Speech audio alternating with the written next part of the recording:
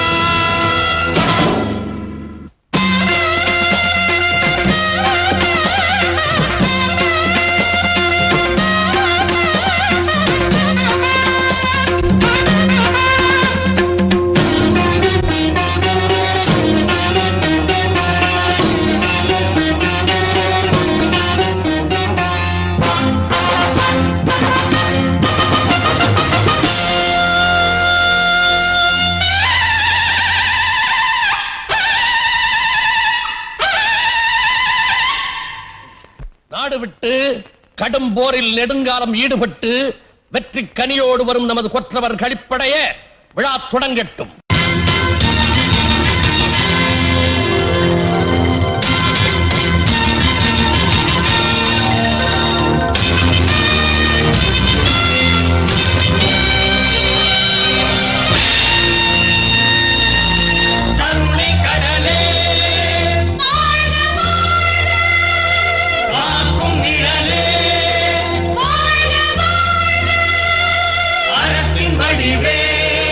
வாழ்க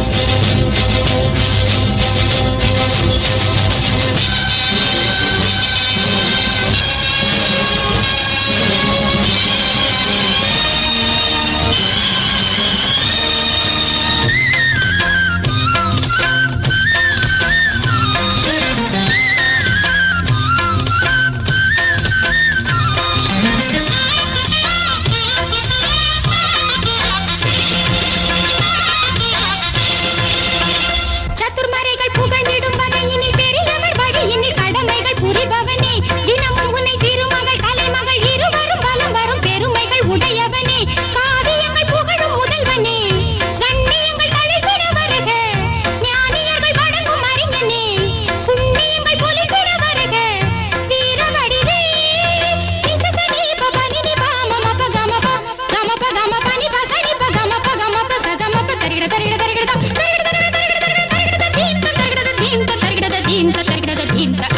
கலை நிலவே என்றும் வாழ்க வாழ்கவே, அருள்மழை தரும் முகிலே என்றும் வாழ்க வாழ்கவே, இமயமலை போல் புகழில் உயர்ந்தாய் உனது கொடையால் மனதில் நிறைந்தாய் நலம் பெறவே,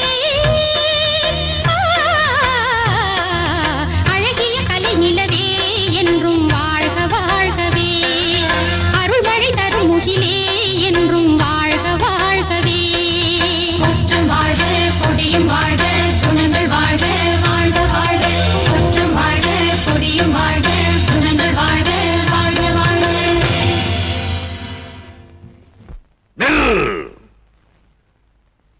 என்ன என்ன கஜானா வண்டி காவல் தளபதி மேல் ரத்தக்கரை. அரசே, அரண்மனைக்கு வந்து கொண்டிருந்த கஜானா வண்டியை யாரோ ஒரு கூட்டம் கொள்ளையடிக்க முயற்சி செய்திருக்கிறது. ஆனால் முயற்சி முறியடிக்கப்பட்டு விட்டது. பல பேர் கொல்லப்பட்டனர், சில பேர் காயப்பட்டனர். எங்கே அவர்கள்? எதிரிகளா? இல்லை மன்னா, இந்த மகோதய நாட்டு மக்கள் தான். என் நாட்டு மக்களா? நம்ப முடியவில்லையே.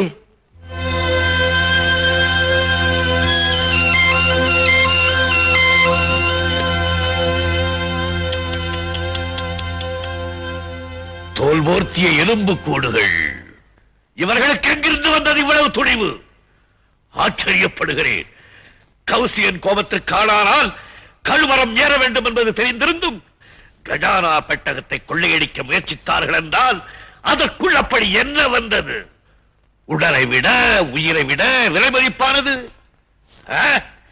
எந்த அரசன் செலுத்திய கப்பம்? வைரமா? வைடூரியமா? எங்கே எங்கே நான் பார்க்கட்டும்.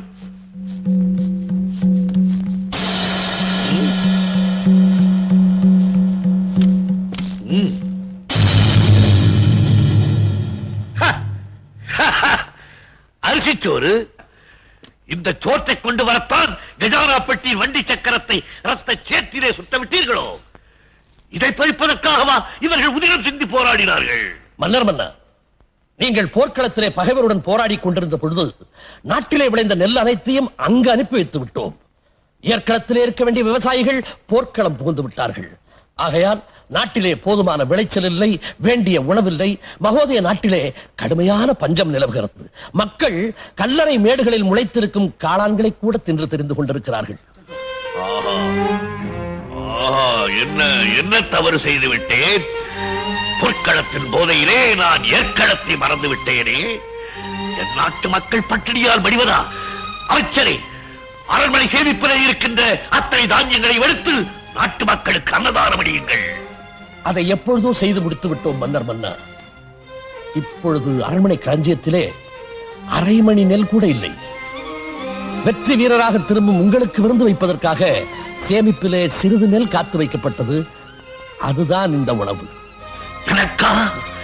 எனக்கு விருந்து வைக்கவா இந்த உணவு? என் நாட்டு மக்கள் எல்லாம் பசியால் வாடும் போது நான் மட்டும் ருசியாக உண்பதா? அமைச்சரே, இந்த மகோதய நாட்டில் பசியாரும் கடைசி மனிதன் தான் இந்த கௌசிகன். இவை அனைத்தும் உங்களுக்குத்தான். எடுத்துக் கொள்ளுங்கள்.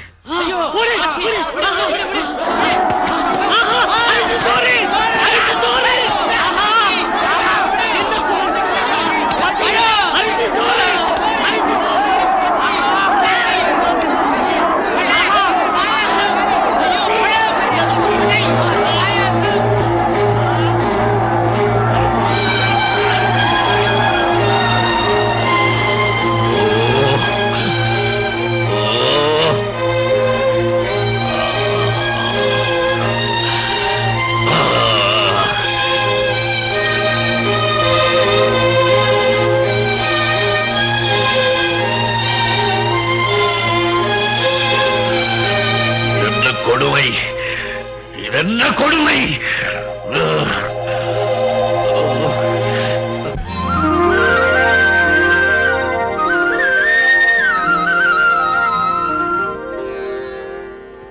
பரமேஸ்வரா, மக்கள் பசியால் வாடும்போது நான் மன்னனாக இருந்த பலன் என்ன?